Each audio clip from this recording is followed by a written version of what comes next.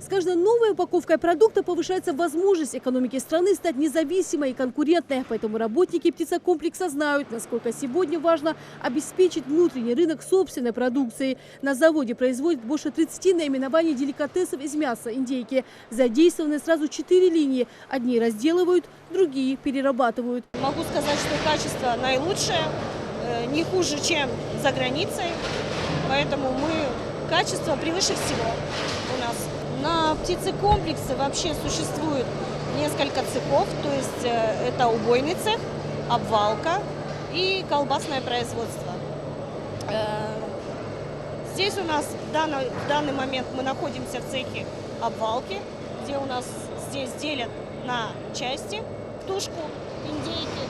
Это грудка, бедро, крыло, голень. В первую очередь поставляем в Республику Ингушетия, а также в другие регионы России. Это Пенза, Москва, Санкт-Петербург, Ростовская область, Краснодар.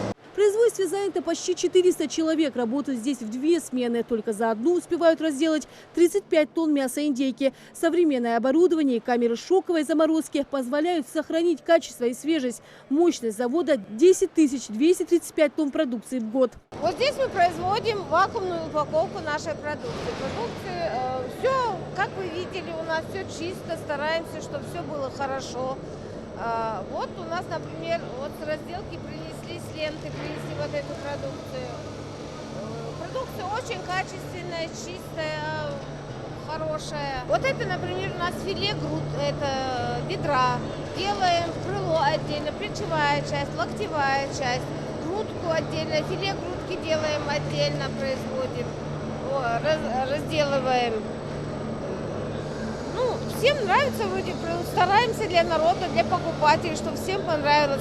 Сами кушаем, очень вкусная, хорошая продукция. Вареные и копченые колбасы нескольких разновидностей: пастрома, сосиски, сардельки, копченая голень, филе индейки, крыло и целая группа востребованных на рынке деликатесов. В колбасном цехе готовую продукцию после лабораторного исследования на качество упаковывают и наклеивают этикетки с информацией о составе, адресе производства и сроке хранения. Весь процесс очень автоматизирован, оборудование хорошее, немецкое оборудование.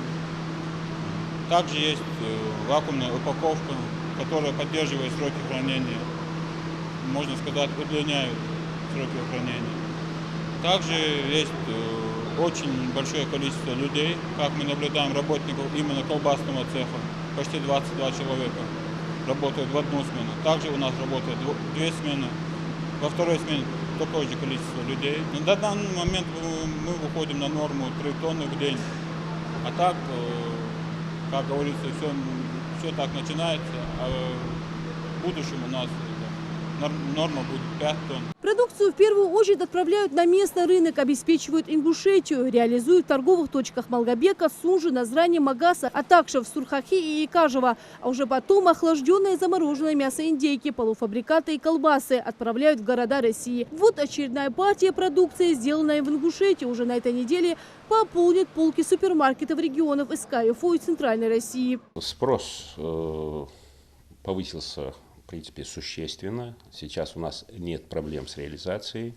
особенно на продажу крупные компании, там, дистрибьюторы наши у нас есть определенные.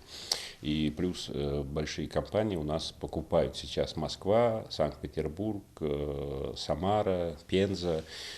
Спрос сейчас выше, чем был до этих событий. Большая часть расходного материала птицекомплекса импортная, поэтому здесь планируют наладить работу с производителями из нашей страны по обслуживанию. Несмотря на рост цен на корма, в птицекомплексе по поручению главы Ингушетии Махмуда Али Калиматова удается удержать цены на приемлемом уровне и реализовывать продукцию на местном рынке. Участвует птицекомплекс во всех ярмарках, которые проходят в республике. Глава постоянно делает акцент на этом. И при личных встречах, и в заседаниях правительства, чтобы мы шли максимально, пытались держать эту цену. Естественно, мы пытаемся это делать, насколько это возможно.